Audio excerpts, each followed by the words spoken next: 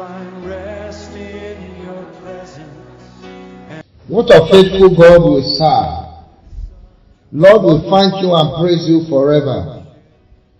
Our confidence is renewed in you, that as our Heavenly Father, you are ever dependable, reliable, and truthful to your promises.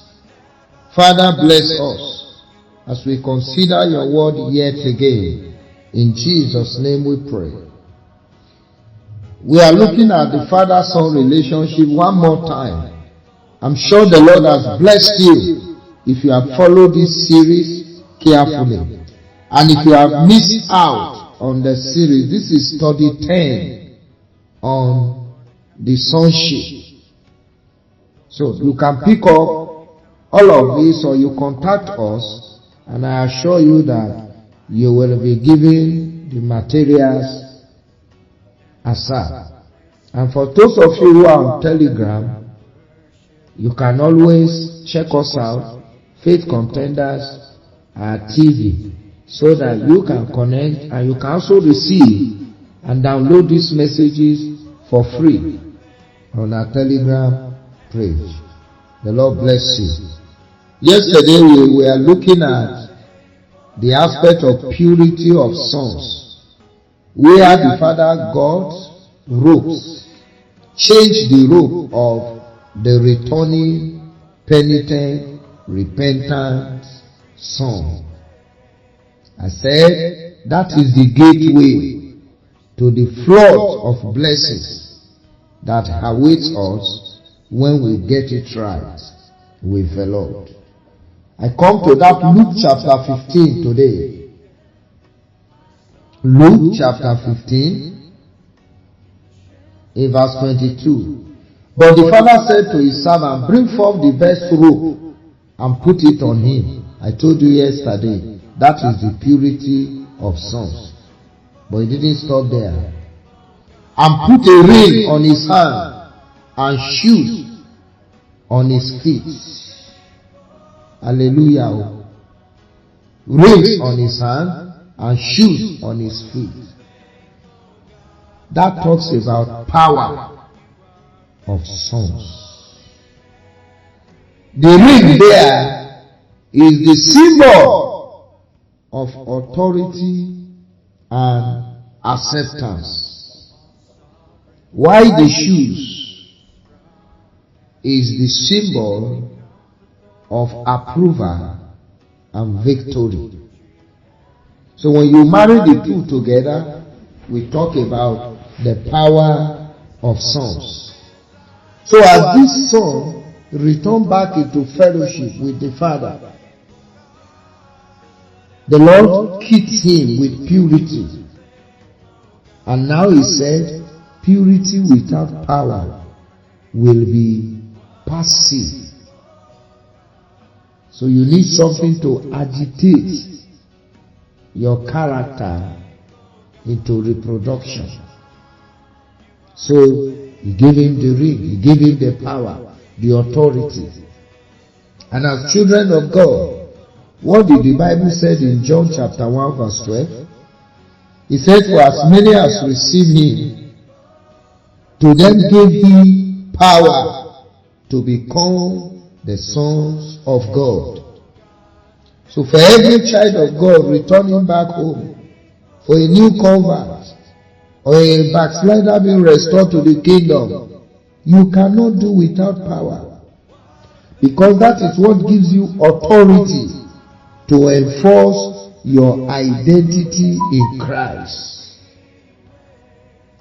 This ring gives you the right of passage into every apartment in your Father's house. While you were away, some servants were hired. As you came in, if you try to walk anyhow in the premises, in the compound, somebody will challenge you, who are you? So when you show them the ring, they bow and say, Baba's son has come. And there are servants, albeit, that are confronting sons today. What you need to gain access, to keep moving, is this spiritual misery of the ring in your fingers.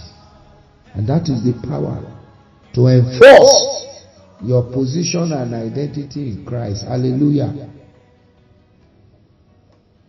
You need 3 levels of power. 1, the power of sonship. As many as receive Him, to them give Him power to become the sons of God. 2, you need another power that is very, very unique. 2 is the power to secure. The power of sons, the power to secure your place in the kingdom. Now that you have wandered far, but you have come home, do you know there are a lot of opportunities and privileges you lost, but it is now time to secure them back. That is very, very important. Number 3 is the power of survival.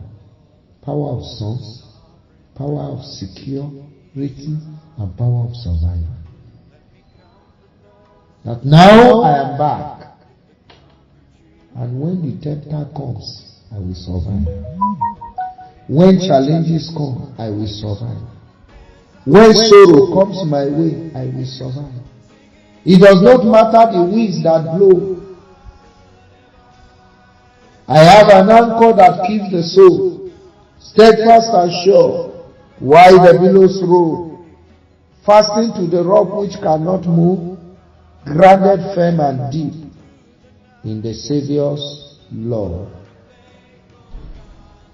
We have an anchor that keeps our soul steadfast and sure, while the billows roll, fastened to the rock which cannot move, grounded firm and deep in the Savior's love.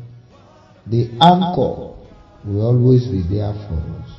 So, as sons of the kingdom, we need this power of sonship to ride above the crests, the storms of life that rages. That we are back to the Father is not the absence of life's challenges, but there is something that will secure us and sustain us through the ages. I pray that power comes upon your life at this time in Jesus' name. Go ahead and worship Him where you are.